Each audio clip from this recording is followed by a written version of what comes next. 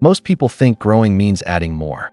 More habits, more routines, more discipline, more hustle, and they spend years piling things on top of an already heavy life, wondering why they still feel stuck. But here is what nobody tells you.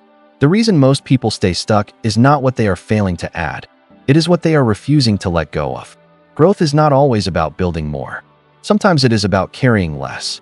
Here are 7 things you need to quit if you are serious about finally moving forward. Number 1. Quit people-pleasing. People-pleasing is not kindness. It is fear. It is the fear of disappointing someone, the fear of being disliked, the fear of conflict. And every time you say yes when you mean no, every time you shrink yourself to manage someone else's comfort, you are choosing their approval over your own direction. The cost is enormous. You cannot build a life that is yours while spending your energy maintaining someone else's version of you. Boundaries are not walls. They are the foundation of a self-directed life. Start saying no to the things that cost you your direction. The people who matter will respect it. Number 2. Quit comparing yourself to others. Comparison does not motivate. It disorients. When you spend your energy measuring your life against someone else's highlight reel, you lose track of your own direction, your own pace, and your own definition of progress. The person you are comparing yourself to is running a completely different race on completely different terrain with completely different starting conditions. Your only meaningful competition is the person you were yesterday. Close the gap between where you are and who you are capable of becoming. That is the only comparison worth making. Number 3. Quit waiting until you feel ready. Readiness is a feeling that never arrives on its own. It is built through action, not through waiting. Every person who has done something meaningful did it before they felt fully ready, before they had all the answers, before they had all the confidence. Waiting for the perfect moment is a comfortable way to avoid the discomfort of actually starting. The moment you are waiting for is not coming. The only version of ready that exists is the one you create by beginning anyway. Start before you are ready. Adjust as you go. Number 4. Quit needing to have everything figured out. Clarity is not a prerequisite for action. It is a product of action. Most people wait to start until they know exactly where they are going. But the path only becomes visible when you start walking. You do not need a perfect plan. You need a first step and the willingness to learn from what follows. The people who figure things out are not the ones who thought the longest. They are the ones who started the soonest and paid attention as they moved. Let go of the need for certainty before beginning. Certainty comes from doing, not from planning. Number 5. Quit perfectionism. Perfectionism is not a high standard. It is procrastination in disguise.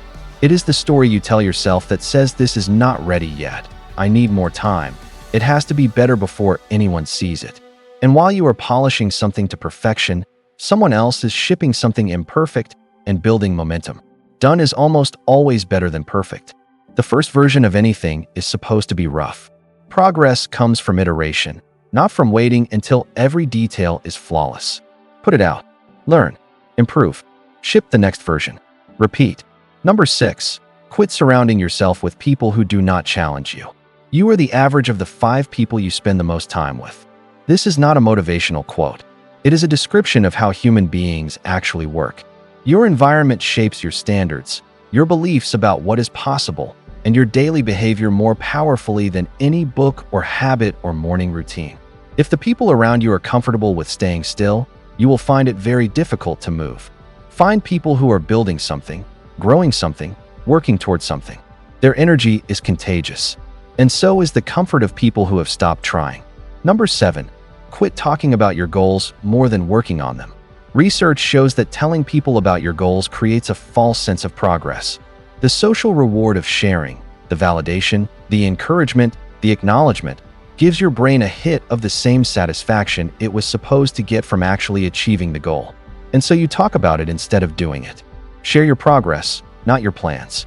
Work in silence and let your results speak.